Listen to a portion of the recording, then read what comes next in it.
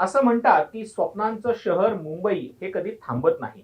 काही वर्षांपूर्वी मुंबई थांबली होती जेव्हा देशावरती मुंबईवरती दहशतवादी हल्ला झाला होता आणि पुन्हा एकदा मुंबई थांबल्याचं दिसून आलंय. आणि यावेळेला फक्त मुंबईच नाही तर पुणे सुद्धा थांबलेलं होतं. आपण नेहमी म्हणत असतो मुंबई या नावाने चित्रपट सुद्धा आलेला आहे. मात्र आता मुंबई प्रवास करणं किती धोक्याचं झालेलं आहे आणि एक लहानशी चूक किती जणांना वेठीला धरू शकते याचा अनुभव प्रवाशांना गेले 32 तासांपासून येतोय. नेमक्या या प्रकारामध्ये चूक कोणाची आहे ते जाणून घेणार आहोत सिविक मिररच्या या विशेष व्हिडिओत. नमस्कार, मी तुषार शेटे, सिविक मिरर मध्ये तुमचं स्वागत. जसं मी म्हणालो की मुंबई आणि पुणे हे एकमेकांशी जोडले गेलेले आहेत. मुंबई पुणे एक्सप्रेस हायवेमुळे ही शहरं तर इतक्या जवळ आलेली आहेत की आता सकाळी जर मुंबईमध्ये नाश्ता केला तर दुपारी पुण्यामध्ये जेवण करणं सहज शक्य झालेलं आहे. वेगवेगळी प्रवासाची साधनं झालेली आहेत आणि या सगळ्यांमुळे ट्रेनच्या प्रवासापेक्षा अनेक लोक मुंबई पुणे एक्सप्रेस हायवेनं प्रवास करण्याला प्राधान्य देतात. मात्र एक्सप्रेस हायवेचा हा प्रवास खरंच सुरक्षित आहे का, असे अनेक प्रश्न यापूर्वीही अनेकदा निर्माण झालेले आहेत. आणि त्याचं कारण होतं मुंबई पुणे एक्सप्रेस हायवेवरती झालेले अपघात, आणि नुसते अपघात नाही तर जीवघेणे अपघात. मात्र गेल्या 32 तासांपूर्वी जे झालं ते अतिशय भयंकर होतं.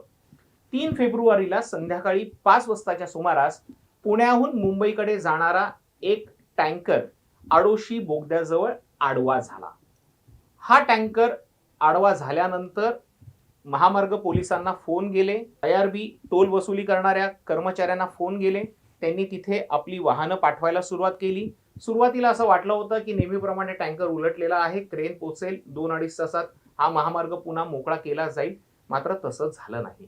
जेव्हा इथे टीम पोहोचली आणि ड्रायव्हरशी संपर्क जेव्हा साधला गेला, ज्याच्यामध्ये तो सुद्धा जखमी झालेला आहे, तेव्हा कळलं की या टँकरमध्ये साधं सुद्धा केमिकल नाहीये, तर जीवघेणा विस्फोटक असा प्रोपिलिन गॅस आहे. त्यामुळे ही वाहतूक थांबवण्याशिवाय कोणताही पर्याय महामार्ग पोलिसांकडे नव्हता.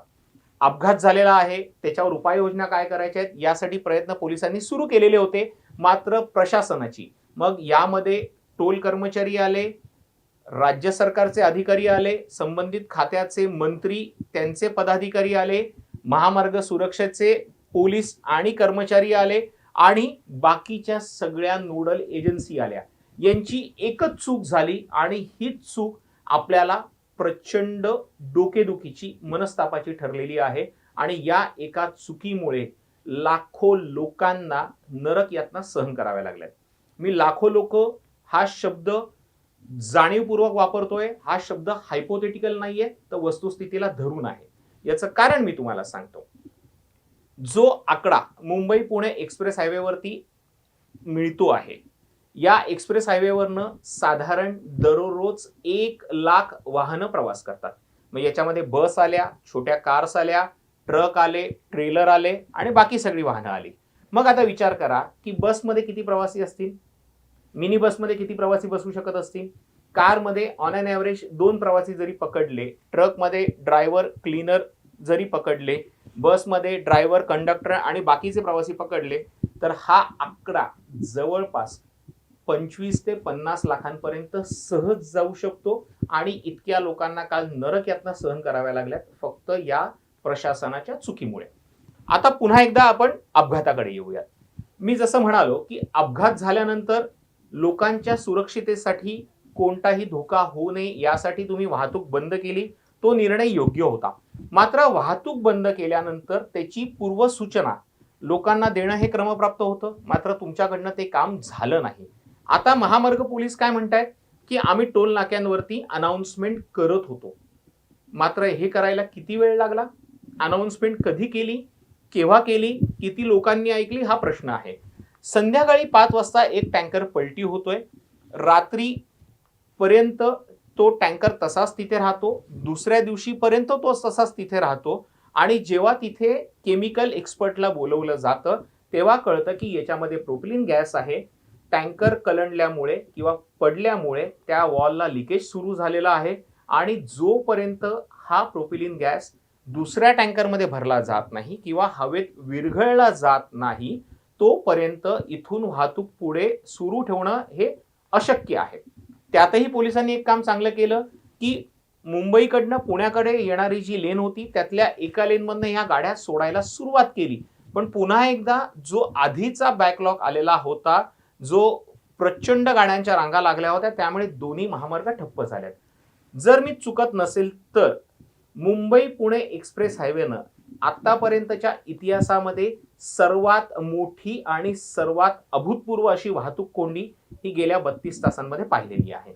जर प्रशासनाने वेळीच उपाययोजना केल्या असत्या, टोल नाक्यांवरती त्यांनी अनाउन्समेंट सुरू केली असती, तर प्रवाशांना मनस्ताप झाला नसता. मी स्वतः या ट्रॅफिक जॅममध्ये अडकलो होतो. जवळपास हजारो लोक माझ्यासोबत अडकलेली होती. जेव्हा त्यांच्याशी चर्चा केली तेव्हा तिथे त्यांचं म्हणणं हेच होतं की आम्हाला जर कळलं की तुम्ही पुढे जाऊ शकत नाही तर आम्ही माघारी परत जाऊ, मात्र तेही सांगायला कोण तयार नव्हता. एक्सप्रेस हायवे ठप्प झाल्यामुळे गाड्या ज्या होत्या त्या खंडाळा घाटातनं किंवा जुन्या घाटातनं वळवल्या गेल्या. मात्र पुन्हा आपल्याला माहिती आहे की खंडाळा घाट आणि लोणावळ्याच्या एका पोर्शनमध्ये एक कॉमन पोर्शन मध्ये येतोय जिथे सगळ्या गाड्या एकत्र येतात आणि पुन्हा तिथे ट्रॅफिक कंजेशन होतं. पण जर पोलिसांनी वेळीच टोल नाक्यांवरती अनाउन्समेंट केली असती तर ज्या गाड्या पुढे गेल्या नसत्या त्या लोकांचा मनस्ताप वाचला असता. मी पोलिसांना दोष देतोय अशातला भाग नाहीये, कारण की जितका मनस्ताप आपल्याला झालाय तितकाच त्रास त्यांना पण झालाय. टोल कर्मचाऱ्यांना सुद्धा त्रास झालेला आहे. अनेकांनी तर इतक्या म्हणजे प्रशासनाला शिव्या घातलेल्या आहेत की एक नियम केंद्रीय मंत्री नितीन गडकरींनी केलेला आहे की टोल नाक्यांवर जर वाहनांच्या रांगा लागल्या असतील तर टोल वसूल केला जाऊ नये. आता मला सांगा की जर खंडाळा घाटापासून ते खालापूर टोल नाक्यापर्यंत आणि खालापूर टोल नाक्याच्या मागे सुद्धा जवळपास 5 ते 10 किलोमीटर ट्रॅफिक जाम झालेली आहे, तर टोल वसूल करणं गरजेचं होतं का?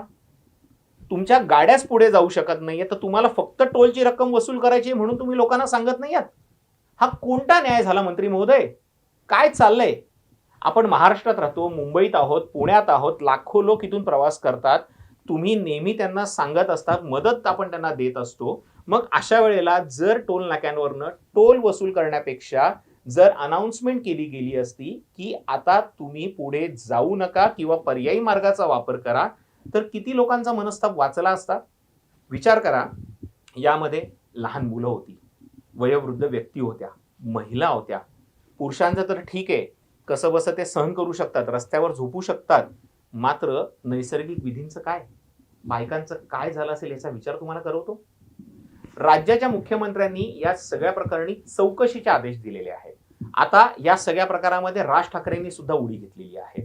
मुंबई पुणे प्रवास वेगवान करण्यासाठी आपण हायस्पीड ट्रेनची घोषणा करतोय, मात्र त्याआधी मुंबई पुणे एक्सप्रेस हायवेवरचा प्रवास हा सुरक्षित करा अशी मागणी केलेली आहे.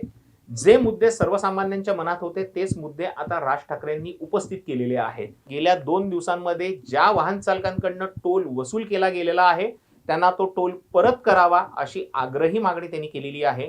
राज ठाकरे आपल्या सोशल मीडियाच्या पोस्टमध्ये असंही म्हणालेले आहेत की आमचा विरोध हा टोल वसुलीला नाहीये, टोल नाक्यांवरती ज्या सुविधा मिळायला पाहिजेत त्याला आहे, त्या मिळत नाहीयेत. आता विचार करा, इतका मोठा एक्सप्रेस हायवे बांधलेला आहे, काय नियमाप्रमाणे म्हणजे NHAIचे जे रूल आहेत ते इथे ऍप्लिकेबल होत नाहीत असं सरकारचं म्हणणं आहे, कारण की पुन्हा 2 यंत्रणा वेगवेगळ्या आहेत. पण माझा मुद्दा हा आहे की तुमचे नियम लागू होत नाहीत, पण काही ज्या SOPs असतील त्या तर कॉमन असल्या पाहिजेत ना. दर 5 किलोमीटरला NHAI जर रेस्टिंग रूम देत आहे, वाहन पार्किंगसाठी जागा उपलब्ध करून देते, तर त्या जागा नागरिकांच्या जीवितासाठी सोयीच्या नाही ठरू शकणार का? जर खंडाळा घाटामध्ये मुंबई पुणे एक्सप्रेस हायवेमध्ये काही टप्प्यांनी जर डिवायडर ओपन करून ठेवलेले असते तर वाहतूक कोंडी टाळता नसती आली. यामध्ये सगळ्यात मोठी चूक प्रशासनाची आहे हे तर सगळ्यांना कळतच आहे. नागरिकांचा संताप हा दिसूनच आलेला आहे. मात्र या संतापामध्ये काही गोष्टी अशा सुद्धा झालेल्या आहेत ज्यामुळे लोकांना थोडासा आधार मिळाला. म्हणजे याचं जिवंत उदाहरण म्हणजे पुणे ग्रामीण पोलिसांनी आपल्या कृतीतून दाखवून दिलेलं आहे. बसमध्ये अडकलेल्या प्रवाशांसाठी त्यांनी पाणी बिस्किटचं वाटप केलेलं आहे, ज्यामुळे प्रवाशांना थोडासा पोटाला आधार मिळाला आहे. मात्र त्यांच्या डोक्यात गेलेली तिडी ही कमी व्हायला तयार नाहीये. जी माहिती मिळालेली आहे त्यानुसार आता जवळपास 32 ते 35 तासांनंतर मुंबई पुणे एक्सप्रेस हायवे हा पुन्हा एकदा वाहतुकीसाठी खुला झालेला आहे. मात्र भविष्यामध्ये असे अपघात झाले तर काय करायला पाहिजे याचा प्लॅन अद्यापही यंत्रणांकडे तयार नसल्याचं दिसून आलंय आणि म्हणूनच मुख्यमंत्री देवेंद्र फडणवीसांनी जे चौकशीचे आदेश दिलेले आहेत त्यामध्ये फक्त चौकशी नाही तर पुढे अशा प्रकारच्या घटना घडल्या तर आपण काय करू शकतो याचा ॲक्शन प्लॅन सुद्धा मागितलेला आहे. यातून एकच स्पष्ट होतंय की आपल्याला सरकारला पैसे द्यायचे आहेत, टोल कंपनीला ते पैसे वसूल करायचे आहेत, मात्र काय सुविधा आपल्याला मिळतील याची शाश्वती नाहीये. आणि दुसरं म्हणजे जर उद्या पुन्हा एकदा देव न करो असाच अपघात जर घाटामध्ये झाला, पुन्हा एकदा मुंबई पुणे एक्सप्रेस हायवे दोन्ही बाजूने ठप्प झाला तर ती वाहतूक कोंडी सुरळीत व्हायला किती वेळ लागेल याचं उत्तर सध्या तरी सरकारकडे आणि प्रशासनाकडे नाहीये इतकंच म्हणेल. हा व्हिडिओ तुम्हाला कसा वाटला आम्हाला कमेंट करून नक्की सांगा. तुर्तास इथेच थांबतोय. धन्यवाद.